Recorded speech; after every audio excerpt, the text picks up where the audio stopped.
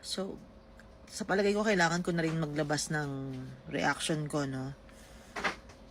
My whole family is nandito sa United Arab Emirates at lahat kami, pati mga anak namin, tito, tita, lahat as in andito sa UAE.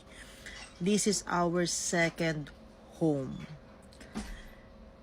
Last time na nagkaroon din ng problema ang mga bansa na nakapaligid sa amin, alam ko na safe pa rin ako at ang pamilya ko dito sa UAE. Sa dami naman ng mga lumipad na fireballs dyan sa taas, no? Nakita nyo naman kung paano nilalabanan ng bansang ito. We are safe. Nakakatulog pa nga tayo ng maayos. Kung meron mang mga nahuhulog, mga debris na lang. Hindi pababayaan ng UAE ang bansang ito. We are safe. We are in a safe place pa rin.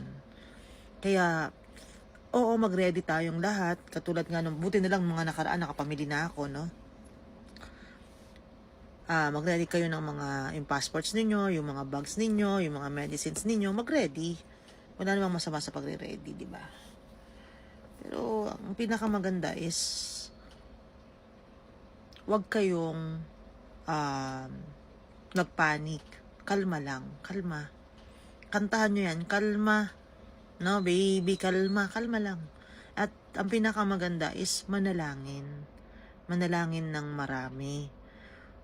Na maging safe tayong lahat. Kasi kapag mananalangin kayo, nandiyan yung guidance ng Ama na hindi tayo pababayaan. Malalampasan natin lahat ito.